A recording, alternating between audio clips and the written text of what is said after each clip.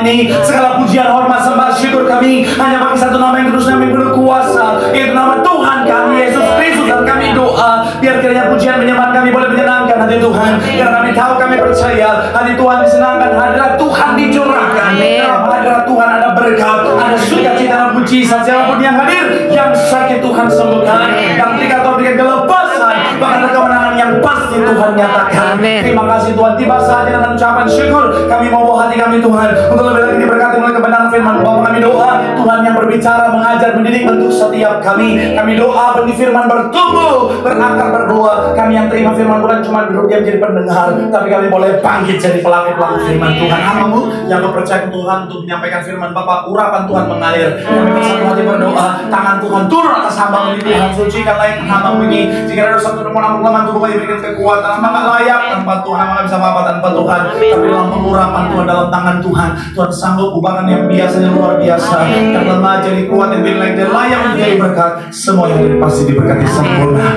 Isi hatimu yang disampaikan Tuhan, ini jemaatmu berkatilah dengan sempurna. Dalam nama Tuhan Yesus yang siap diberkati dengan sukacita, dengan iman, dengan bangga sama-sama kita katakan amin. Tepuk tangan yang paling meriah buat Tuhan. Silakan duduk saudara. Terima kasih buat setiap rekan-rekan yang sudah melayani dengan luar biasa, dan dari mimbar ini saya mau sampaikan salam damai sejahtera. Shalom. Sekali lagi shalom. Haleluya. Dalam Tuhan ada sukacita, amin. Dan di mana ada sukacita pasti ada senyuman di wajahnya. Boleh sama-sama berikan senyuman dulu. Jumpa yang kiri berdepan belakang, bos. Katakan mari bersukacita dalam Tuhan. Yuk minimal 2-3 orang kiri kanan berdepan belakang. Oh haleluya. Ada yang sukacita, ada yang senyum, ada yang muap, saudara. Haleluya. Tapi saya percaya semuanya sukacita dalam Tuhan, amin. Dan saya mau bilang saudara, orang-orang yang luar biasa, amin. Kenapa? Di satu lain orang lain sibuk liburan, saudara tetap setia cari Tuhan. Artinya orang-orang yang cinta Tuhan. Dan saya bilang saudara, orang yang cinta Tuhan, setia sama Tuhan, janji Tuhan, hidupnya anak cucunya pasti diberkati Tuhan. Tepuk tangan yang paling meriah buat Tuhan. Sama-sama bilang sama saya, aku pasti diberkati Tuhan. Anak cucuku pasti diberkati Tuhan. Bilang kanan kirimu, kamu juga pasti diberkati Tuhan. Bilang sama yang ngomong, kamu luar biasa. Bilang sama yang ngomong, semangat. Tepuk tangan yang paling meriah buat Tuhan. Haleluya, haleluya. Dan di kesempatan ini saya mengucapkan minal aidin wal faizin, mohon maaf lahir dan batin. Iya, kalau saya ada salah-salah kata, saya mohon maaf saudara. Doa saya sekali lagi melalui firman Tuhan yang Tuhan percaya untuk saya sampaikan, semua yang hadir diberkati dengan sempurna. Tepuk tangan dulu yang paling meriah buat Tuhan. Haleluya. Yuk, yang Alkitab kita mau angkat Alkitab kita, tolong sampai high-nya dipotong sedikit, low-nya aja yang naik, agak tajam banget di sini. High sama gain-nya turun dikit aja. Haleluya. Yuk, Alkitab Alkifon. Yang tidak mau kita angkat tangan juga boleh. Sama-sama dengan iman percaya, sama-sama kita katakan dalam nama Tuhan Yesus, aku percaya Alkitab ini adalah firman Tuhan. Setiap kata kalimatnya sanggup memberkati aku. Dan hari ini aku pasti diubahkan, aku pasti dipulihkan dalam nama Tuhan Yesus. Sama-sama kita katakan amin. Kita buka Yohanes 9 saudara. Saudara bisa tandai ayatnya, karena kita akan kembali ke sana sepanjang pembahasan kita. Kita akan baca 1 sampai ayatnya yang ke-7. Yohanes pasalnya yang ke-9 ayat 1 sampai ayatnya yang ke-7. Halo, terpuji nama Tuhan yang sudah di sana. Yohanes 9 ayat 1 sampai 7 boleh bilang aku diberkati Tuhan. Aku diberkati Tuhan. Saya baca 1 saudara 2 kita gantian, dan yang ke-7 kita baca sama-sama. Demikian ayat yang pertama. Waktu Yesus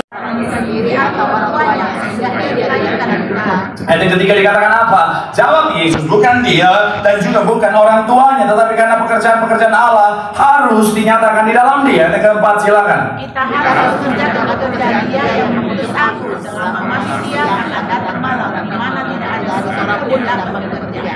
Ayat yang kelima dikatakan apa? Selama aku di dalam dunia, akulah terang dunia. Ayat yang keenam.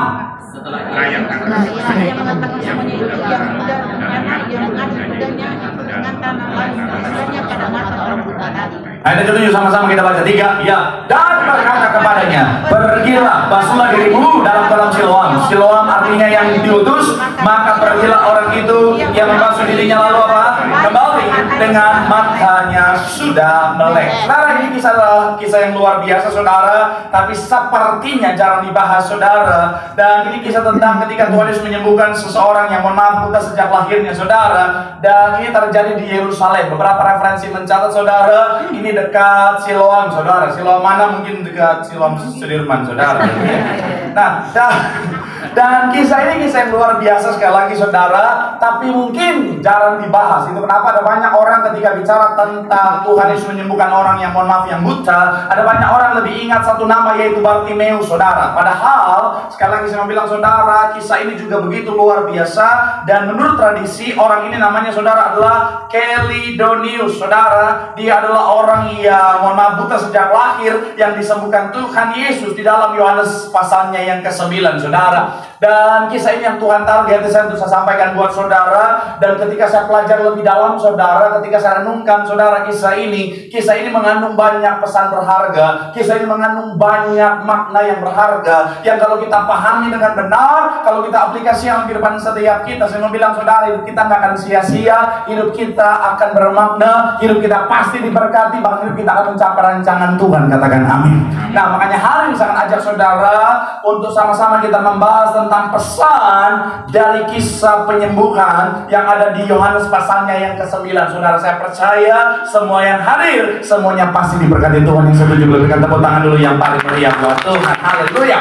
So, apa pesan berharga atau makna berharga dari kisah penyembuhan di Yohanes 9 saudara? Yang pertama saya mencatat adalah bicara tentang segala sesuatu dalam otoritas Tuhan. Sama-sama bilang sama saya segala sesuatu. Sama-sama bilang sama saya dalam otoritas Tuhan. Haleluya. Ayat 1 sampai ayatnya yang ketiga. Kita baca ayat 1 sampai ayatnya yang ketiga. Kalau terpuji nama Tuhan. Sekali lagi gennya boleh turun dikit lagi gennya. Ayatnya yang pertama sampai ayat ketiga, yang sudah di sana boleh bilang aku diberkati Tuhan. Sama-sama kita baca saudara. 3, ya, waktu Yesus sedang lewat, ia melihat seorang apa? Yang buta sejak lahirnya. Ayat yang kedua, murid-muridnya bertanya kepadanya, Rabi, siapakah yang berbuat dosa? Orang ini sendiri atau? Sehingga apa? Ayat yang ketiga dikatakan apa? Jawab Yesus, bukan dia, tapi karena pekerjaan-pekerjaan Allah harus apa? Nah, saudara, pada saat itu sekali lagi saya ajak saudara untuk masuk dalam kisahnya. Saudara, mereka lagi berjalan di Yerusalem. Mereka lihat ada orang yang mohon maaf sedang dalam kondisi di mana dia tidak bisa melihat. Saudara, murid-murid langsung respon bertanya sama Tuhan Yesus, Rabi, dia kayak gini tuh kenapa? Apakah karena dosa dia kah atau karena dosa orang tuanya? Pertanyaan saya, apakah ini sepenuhnya salah? Shalom. Tentu tidak, saudara. Kenapa? Karena dalam Alkitab kita tahu bersama ada yang namanya dosa keturunan, saudara. Dimana ketika orang tua berdosa, akhirnya ada konsekuensi buat anak-anaknya. Kalau orang tuanya nggak bertobat, saudara, atau anaknya tidak, akhirnya terjadi yang namanya pelepasan. Nah, ada yang namanya dosa keturunan. Kemudian yang kedua, ada yang namanya hukum tabur tuai. Jadi ketika orang berdosa, dia akhirnya akan menerima konsekuensi dari dosa yang dia lakukan, saudara. Jadi ketika bicara tentang murid-murid bertanya, Rabi, apakah karena salah dia atau salah orang tuanya? Saya mau bilang, saudara, ini nggak sepenuhnya salah. Tapi ternyata Tuhan mau bukakan buat murid-muridnya bahwa begini, bukan cuma 2 itu loh alasannya. Ada satu lagi alasannya, yaitu apa? Bukan karena dosa dia, bukan karena dosa orang tuanya, tapi pekerjaan Tuhan harus dinyatakan. Ini penting untuk kita pahami. Supaya apa? Yang pertama supaya saudara dan saya nggak kebingungan ketika saudara mengalami keadaan yang tidak mudah. Karena ada banyak orang yang akhirnya apa saudara? Menyelaraskan hal yang buruk dengan hukuman atau dosa. Saya mau bilang saudara, nggak selamanya. Ada banyak orang yang tanya begini, Pak Pendeta, kenapa saya sudah hidup benar? Kenapa saya sudah hidup seturut firman? Kenapa saya sudah berjalan sesuai dengan perintah Tuhan? Tapi kenapa rumah tangga saya seperti ini? Kenapa kesehatan saya seperti ini? Kenapa suami saya seperti ini? Kenapa istri saya seperti ini? Kenapa anak-anak saya, orang tua saya, dan lain sebagainya seperti ini? Saya mau bilang saudara, karena ada alasan yang ketiga. Karena Tuhan punya pekerjaan. Karena Tuhan lagi bekerja dalam kehidupan saudara dan saya. Saya mau bilang saudara, sebelum kita lanjut ke sana, saya mau bilang saudara, ini juga menyalahkan setiap kita. Jangan jadi orang Kristen yang mudah menghakimi saudara. Hello, shalom. Ada banyak orang Kristen zaman sekarang haki-maki masa kini saudara. Iya, mohon maaf ya, lihat orang lain menderita, lihat orang lain sakit, lihat orang lain lagi dalam masalah yang sulit, langsung bilang apa? Dosa apa sih lu? Lu jangan ada dosa, dosa apa lu? Dosa apa lu? Saya bilang saudara, waktu Ayub mengalami masa sukar, teman-temannya juga datang begitu, terus bilang, lu dosa apa sih? Saya pernah pelayanan dengan seorang ibu berdoa syafaat. Ada seorang bapak yang lagi dalam kondisi yang sulit. Ibu ini langsung bilang begini, jangan-jangan bapak ada dosa. Pengen saya colok mata ibu itu. Gak semuanya karena dosa, saudara. Ada opsi yang ketiga. Sekalipun kita nggak dosa, Tuhan bisa izinkan masalah, tantangan, persoalan. Karena pekerjaan Tuhan harus. Makanya ayat 3 ini korelasi erat dengan Roma 8 ayat 28. Kita lihat sama-sama saudara. Dikatakan apa? Ayat yang ketiga. Jawab Yesus, bukan dia, bukan juga orang tuanya, tetapi karena pekerjaan Allah harus apa? Roma 8 ayat 28 bilang begini, kita tahu sekarang bahwa Allah itu bekerja. Sama-sama bilang sama saya, Allah bekerja. Allah bekerja. Dikatakan dalam segala sesuatu. Artinya apa? Mau bicara tentang masalah kah, sakit penyakit kah, duka cita kah, Tuhan bisa bekerja di sana. Bukan karena kita dosa, bukan karena kita bikin kesalahan, tetapi Tuhan bekerja untuk mendatangkan kebaikan bagi setiap kita, saudara. Dan artinya apa? Dengan pemahaman ini, kalaupun hari saudara bilang, Pak Pendeta, saya lagi dalam masalah, tantangan, saya lagi dalam persoalan kehidupan, dan saudara sudah hidup sungguh-sungguh dalam Tuhan, sukacitalah. Karena saudara lagi dalam pekerjaan Tuhan, artinya ujung-ujungnya kau pasti lihat kebaikan. Tepuk tangan yang paling meriah buat Tuhan. Ingat gembala sidang kita, Ibu Gembala Sidang divonis dokter lumpuh dengan kursi roda, membawa dia ke rumah Tuhan. Di sana dia jadi orang yang mengalami mujizat Tuhan, menjadi awal mula cintanya sama Tuhan yang luar biasa, menjadi awal mula pelayanan yang luar biasa. Amin. Ingat Gembala Sidang kita, Bapak Gembala Sidang kita diperhadapkan pada kondisi hidup dan mati, saudara. Tapi semuanya itu membawa beliau menjadi hamba Tuhan yang menyerahkan sepenuhnya hidupnya untuk Tuhan. Sekali lagi, saya nggak tahu apa yang sementara saudara hadapi, tapi selama kita hidup dalam Tuhan, sama-sama bilang sama saya, kita dalam otoritas Tuhan. Boleh tim saya boleh bantu gambarnya? Bicara tentang saudara dan saya hidup dalam Tuhan, kita hidup dalam otoritas Tuhan.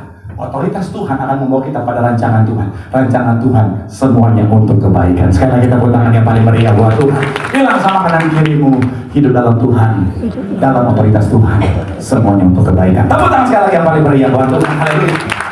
Yang kedua, saudara, apa pesan dari kisah penyembuhan Yohanes 9, saudara? Yang kedua adalah bicara tentang hidup ini terbatas. Sama-sama bilang sama saya, hidup ini terbatas. Sama-sama bilang sama saya, kita punya tujuan. Sama-sama bilang sama saya, waktunya terbatas. Amin. Kita lihat ayat yang keempat, saudara. Ayatnya yang keempat masih dalam Yohanes 9. Yang sudah di sana boleh bilang, aku diberkati. 3, ya, kita harus mengerjakan apa? Pekerjaan Dia yang mengutus aku selama masih siang. Akan datang malam di mana tidak ada seorang pun apa dapat bekerja. Saudara dan saya, kita diciptakan untuk apa, saudara? Untuk tujuan Tuhan, saudara. Saya mau bilang, saudara, tujuan Tuhan apa dalam kehidupan setiap kita, supaya hidup kita boleh jadi kesaksian bagi banyak orang. Katakan amin. Coba sedikit setelah kita baca, saudara, bahwa bicara tentang Kisah Para Rasul 1 ayat 8. Oke, sedikit loncat sedikit, tim saya boleh bantu. Kisah Para Rasul 1 ayat 8, sama-sama kita baca. 3, ya. Tetapi kamu akan menerima kuasa kalau Roh Kudus turun ke atas kamu, dan kamu akan menjadi apa? Saksiku di Yerusalem dan di seluruh Yudea dan Samaria sampai ke ujung. Sama-sama bilang sama saya diciptakan dengan tujuan. Jadi anak Tuhan yang sadar bahwa kita diciptakan dengan tujuan, jangan hanya hidup sekedar hidup. Kemarin saya pernah saya teringat satu video, ada seorang yang cukup dihormati, saudara, dan statementnya itu begitu menampar, saudara. Dia bilang apa? Kalau hidup hanya sekedar hidup, mohon maaf, binatang di hutan juga hidup, saudara. Kalau hidup hanya sekedar hidup, kalau kerja hanya sekedar bekerja, mohon maaf, yang di hutan juga mereka juga bekerja. Saya mau bilang, saudara dan saya punya tujuan. Dan kalau kita nggak capai tujuan kita, saya mau bilang, saudara, potensi yang sudah Tuhan kasih itu bisa jadi sia-sia. Kenapa saya pegang handphone saya? Handphone ini, kalau pada saat diciptakan, itu dengan tujuan, betul ya? Penciptanya menciptakan handphone ini dengan tujuan. Kalau handphone ini dipakai tidak sesuai dengan tujuan, potensinya sangat sia-sia. Misalnya, handphone ini dengan tujuan sudah diciptakan, kemudian saya pakai untuk ganjelan pintu misalnya. Walaupun saya nggak mungkin lakukan itu, tapi saudara bisa bayangkan betapa sayangnya potensi yang terkandung di dalamnya, betul ya? iPad saya diciptakan dengan tujuan. Saudara bisa bayangkan kalau saya pakai iPad ini untuk jadi talenan, walaupun saya akan lakukan itu, saudara. Saya mau bilang sekali lagi, saudara, begitupun saudara dan saya. Kita diciptakan dengan tujuan. Amin. Makanya jangan sia-siakan hidup kita, saudara. Amin. Karena udah dibilang jadi talenan, udah nggak mau berdiri dia, saudara. Tenang, udah ngambek. Iya kan? Saya mau bilang, saudara, kita diciptakan dengan tujuan. Jadi jangan jadi orang Kristen yang mohon maaf ya. Ya Pak, saya mah apa adanya aja lah Pak. Saya mah mengalir aja. Kau pikir kau air kah? Betul tidak? Memang kita 60%-nya air, saudara, tapi bukan berarti kita harus mengalir, saudara. Saudara dan saya punya tujuan, amin. Tujuan kita untuk jadi saksi. Makanya saya selalu bilang, anak Tuhan gak boleh biasa-biasa. Anak Tuhan harus luar biasa. Dalam pekerjaan harus luar biasa. Dalam bisnis harus luar biasa. Makanya Tuhan bilang apa? Kita bilang apa? Kalau bekerja, kerjalah seperti untuk Tuhan, supaya hasilnya luar biasa. Jangan biasa-biasa. Supaya apa? Supaya melalui kehidupan setiap kita, melalui pengalaman hidup kita, jadi kesaksian nama Tuhan dipermuliakan. Dan Alkitab bilang apa? Semuanya ada waktunya, jadi jangan sia-siakan waktu. Shalom anak muda. Shalom anak muda. Jangan buang-buang waktu. Shalomnya ada, aminnya nggak ada. Shalom anak muda. Jangan buang-buang waktu. Ibu-ibu jangan ikutan, itu ada suara ibu. Saya lagi ngomong sama anak muda. Suara ibu-ibu, suara cip-cip saya bisa tahu. Ketika amin, ada aroma minyak kayu putih yang ikut ke sini. Darah Yesus. Saya mau bilang saudara, iya, anak muda sekarang suka buang-buang waktu dengan segala talenta yang sudah Tuhan berikan. Saya mau bilang saudara, hidup ini ada batas waktunya. Hidup ini terbatas. Maksimalkan semuanya dengan baik. Jangan hidup seenaknya. Saya suka satu kalimat saudara dari Mahatma Gandhi, dia bilang begini saudara. Hiduplah seperti engkau atau seolah engkau akan meninggoy besok, saudara. Maaf, takutnya ada yang live. Akhirnya, soalnya kemarin ada yang live TikTok. Saya pakai kata-kata mohon maaf yang tertulis ini, saudara. Kemudian di-ban sama TikTok. Saya disalahin, Pak Pendeta sih salah ngomong. Teman-teman yang begitu. Hiduplah seolah engkau akan meninggal besok.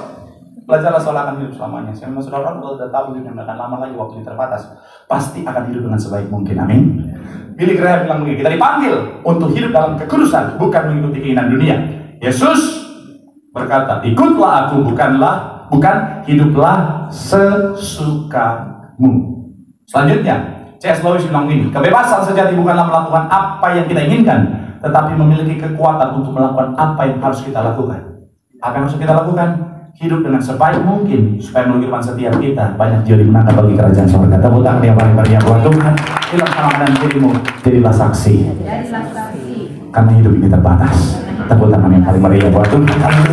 Yang terakhir, kamu sudah siap-siap. Apa pesan dari kisah penyembuhan Yohanes 9 saudara ketiga? Yesus adalah Tuhan dan Juru Selamat. Sama-sama bilang sama saya, Yesus adalah Tuhan. Sama-sama bilang sama saya, Dia adalah Juru Selamat. Kita lihat ayat 6 sampai 7 saudara. Ayat 6 sampai ayat yang ke-7 sama-sama kita baca saudara. Yuk, yang sudah di sana boleh bilang, aku diberkati Tuhan. Tiga, ya. Setelah ia mengatakan semuanya itu, ia meludah ke tanah dan mengaduk ludahnya itu dengan tanah, lalu mengoleskannya pada apa? Ayat yang ke-7, dan berkata kepadanya, pergilah, basuhlah dirimu yang diutus. Maka pergilah orang itu, ia membasuh dirinya, lalu apa? Kembali dengan matanya sudah melek. Saya mau saudara lihat ayatnya yang ke-6 sekali lagi. Sudah dikatakan apa di sana? 3, ya. Setelah ia mengatakan semuanya itu, ia meludah ke tanah dan mengaduk ludahnya itu dengan tanah, lalu mengoleskannya pada. Ini sarana. Sama-sama bilang sama saya, sarana. Amin. Dan di gereja kita juga Tuhan perintahkan gereja kita kembalikan kuasa di akhir zaman. Yaitu apa? Mengembalikan kuasa mujizat melalui sarana perjamuan kudus dan penyurapan. Dan kalau orang bilang kenapa penyurapan? Karena memang sejak semula, yang pertama itu Tuhan perintahkan karena memang sejak semula. Kenapa dikatakan mengembalikan? Karena dari zaman perjanjian lama, minyak adalah sarana yang Tuhan perintahkan. Makanya Saul, Daud, Salomo, semuanya diperintahkan untuk akan diurapi. Bukan kita menyembah minyak, karena kita tahu firman Tuhan yang suruh ada kuasa dalam minyak urapan. Kuasa Tuhan, bukan karena minyaknya berkuasa tanpa Tuhan, tapi karena memang ada kuasa Tuhan di sana. Makanya bahkan sampai perjanjian baru pun Tuhan perintahkan para rasul, para hamba Tuhan untuk apa? Mendoakan dan mengawasi dengan minyak. Jadi apa orang mau bilang apa tuh Tiberias gereja kok berminyak? Jemaat datang masuk gereja kering, keluar berminyak. Encim-encim, opung-opung, inang-inang masuk dengan sanggul sasak yang tinggi, keluar lepek.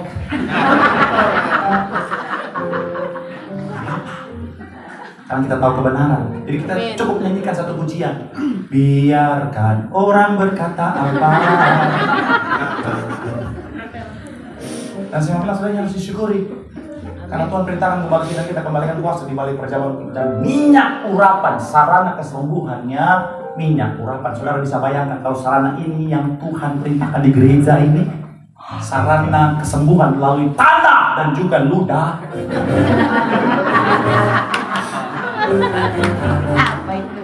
Saudara bisa bayangkan.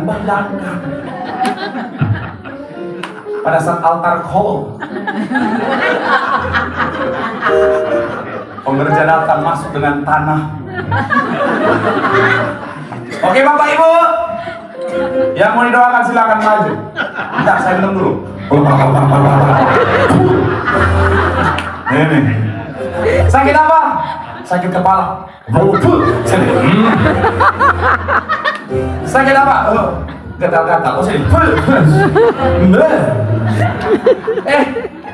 Butet, sakit apa butet? Sariawan.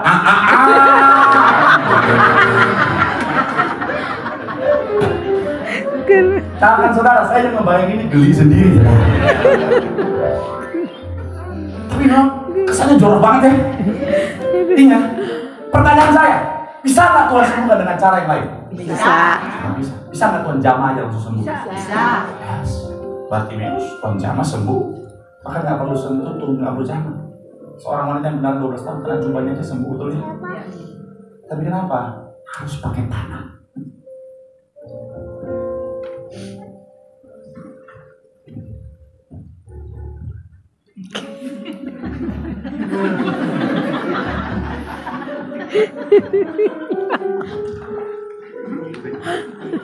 Memang kalau keyboardis brownies masuk ke sini begini.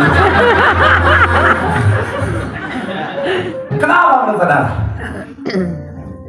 Di poin, karena Tuhan Yesus lagi mau mendeklarasikan, I am the creator. Saudara tahu, orang yang mohon maaf buta ini, dia bukan karena kecelakaan, bukan karena penyakit, tapi memang dia lahir tanpa mata. Beberapa referensi termasuk tradisi gereja mencatat seperti itu. Jadi dia lahir itu tanpa mata. Makanya dia mohon maaf buta dari lahir. Dan Tuhan mengaduk tanah. Kata mengaduknya itu bahasa aslinya adalah, yang saya pelajari, adalah oyo. Jangan hilang dulu. Oyo.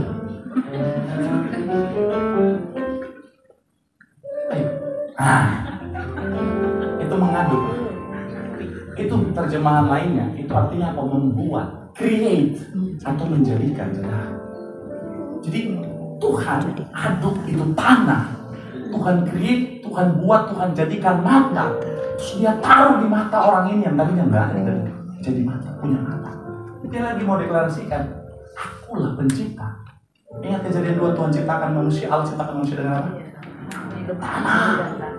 Dan semua bilang, gak ada tokoh dalam Alkitab yang ciptakan sesuatu dari tanah selain siapa? Tuhan Yesus. Dia lagi mau kasih tahu, I am the creator. Akulah Tuhan. Dan semua bilang, saudara, kalau orang nanya, emang ada Tuhan? Yesus bilang apa Tuhan? Banyak, cek aja gitu. Ini pertanyaan klasik, saudara. Jadi Tuhan lagi mau kasih tahu, akulah Tuhan. Dan saya mau bilang, saudara, di dalam Tuhan ada keselamatan. Makanya saya suka satu kalimat dari Irenaeus dibilang seorang bapak gereja. Apa yang kurang dari dalam rahim ibunya disempurnakan Tuhan saat itu di depan banyak orang. Ada ini tapi hanya orang beriman yang bisa melihat.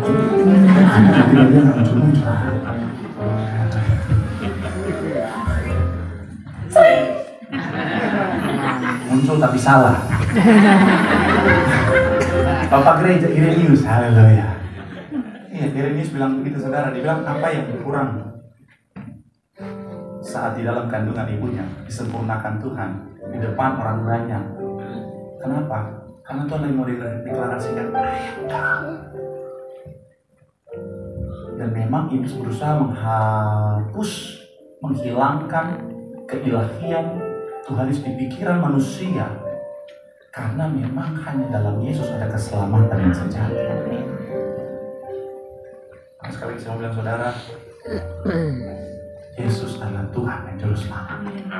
Makanya kalau saya boleh ajak saudara lihat satu ayat dalam Kisah Para Rasul, saudara. Kisah Para Rasul pasal yang keempat ayat 12 bilang begini. Dan keselamatan tidak ada di dalam siapapun juga. Ini bersifat past continuous tense. Dulu sampai selama-lamanya nggak ada keselamatan selain di dalam Dia. Sebab di bawah kolong langit ini tidak ada nama lain yang diberikan kepada manusia yang olehnya kita dapat selain dari nama Yesus. Jadi please, jangan tukar Yesus. Jangan hanya karena harta, jangan hanya karena jabatan, cinta, kau tukar Yesus. Apalagi banyak yang bilang sama saya, Pak, zaman sekarang lebih banyak Yudas.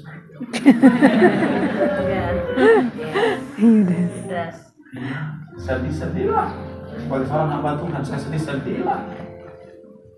Ada orang yang saya kenal, ada sahabat sendiri, ada teman pelayanan sendiri, saudara.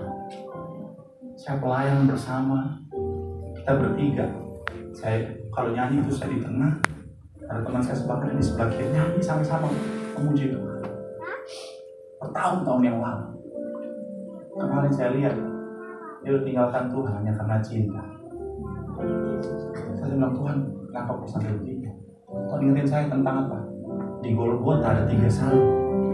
Tuhan Yesus di tengah.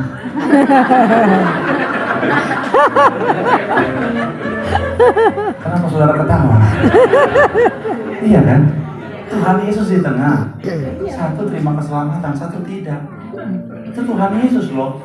Apalagi pendeta Marcel. Sahadi dia. Makanya, ayolah. Jangan cuma karena harta. Jangan Tuhan Yesus. Saya mau bilang mungkin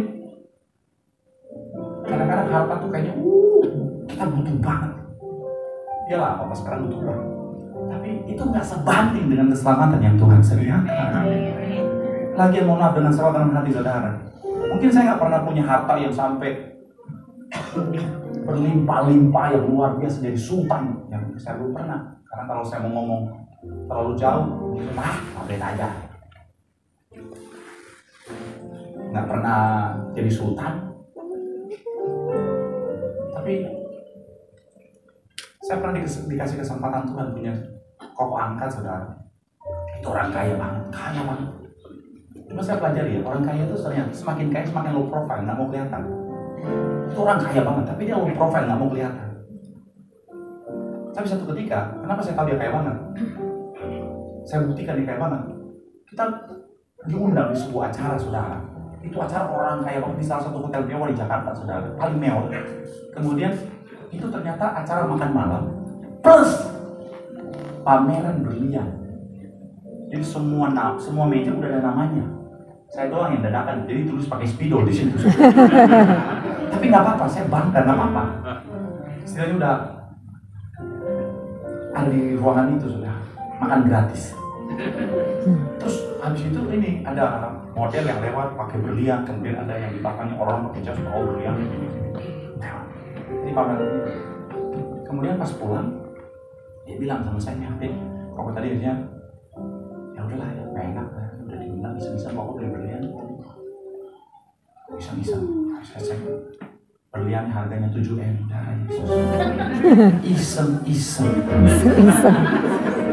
Sebagai seorang yang sangat dekat dengan dunia perwartakan,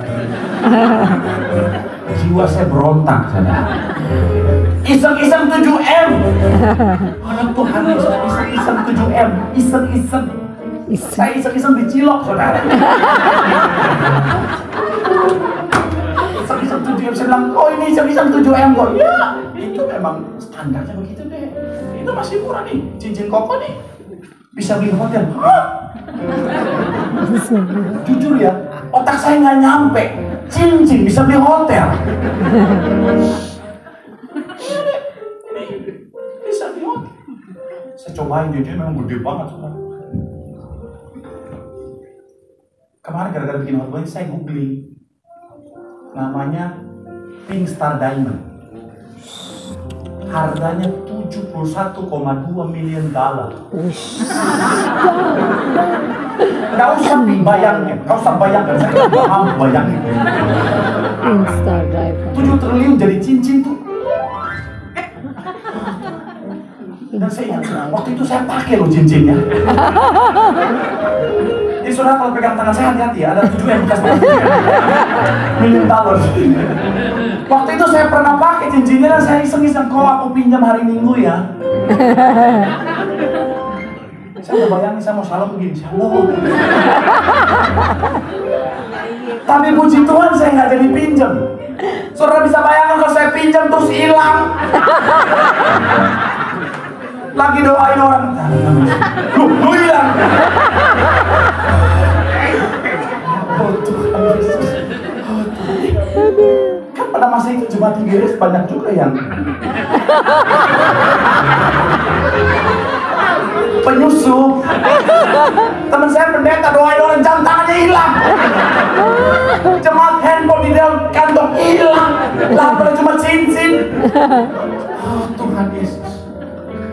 In some point dia bilang, kalau udah ngerasa hampa banget, kalau nggak punya Yesus, hampa.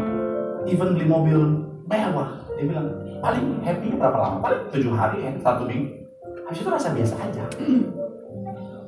Saya bilang, saudara, masih punya penghasilan nomor 2. Di dunia ini semua nggak sebanding dengan apa yang Tuhan sediakan. Jabatan kita sampai berapa lama? Berapa lama sih? Ya kan? Mohon maaf ya, pasangan kau tinggalkan Tuhan hanya karena cinta ya, anak muda. Sekalipun dia cakepnya minta ampun, Pak Pendeta cantik banget, Pak Pendeta udah kayak girl band Korea, Elizabeth V lewat, Pak Pendeta. Udah kayak Elizabeth Petrin, Pak Pendeta. Oh, Pak Pendeta udah mancung banget, Pak Pendeta. Mancung banget, Pak Pendeta. Dia dari pintu, hidungnya udah di. Semua akan keriput pada waktunya. Semua akan tak kewer-kewer pada waktu. Sekalipun teknologi udah sangat maju, saya mau bilang saudara, tetap aja akan kelihatan. Ada orang yang saya kenal, saudara, memang kaya raya banget, saudara. Akhirnya apa? Udah berumur yang luar biasa, tapi dia tarik semua.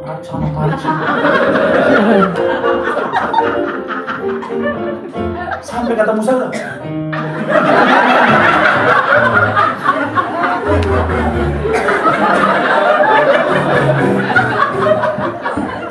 Pak Pendeta doakan saya. Itu lagi happy atau lagi?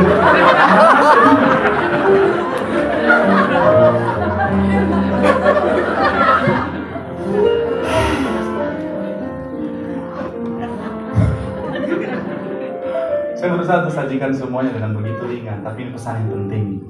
Apapun keadaannya, sekali Yesus tetap Yesus. Amin. Jangan tukar Tuhan, karena kekekalan yang Tuhan sediakan itu jauh lebih indah. Dan kalau udah di sana, itu nggak ada kata pertobatan. Kalau hari ini kita nggak ingat dan kita nggak lakukan ini, kita tukar Yesus hanya karena keinginan daging kita, nanti di sana kita akan sangat besar. Dan kalau udah di sana nggak ada kata pertobatan. Jadi apapun keadaannya, sekalipun mungkin yang mudah, sekali Yesus tetap Yesus. Amin. Sampai selama. Amin. Tepuk tangan yang paling meriah buat Tuhan. Bilang sama kanan kirimu, sekali Yesus tetap Yesus sampai selama-lamanya. Tepuk tangan yang paling meriah buat Tuhan. Yang diberkati pola pegang tanganmu. Tepuk tangan yang paling meriah buat Tuhan. Sekali Yesus selamanya Yesus. Harapanku takkan hilang.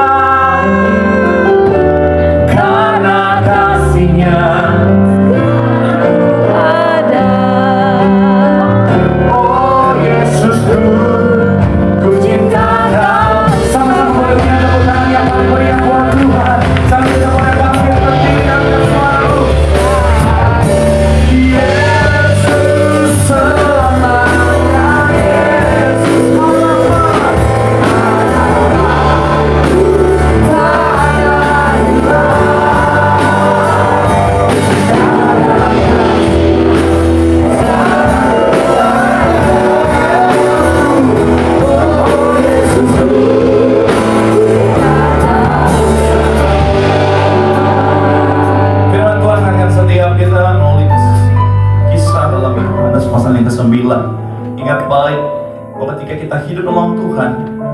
semuanya dalam otoritas Tuhan.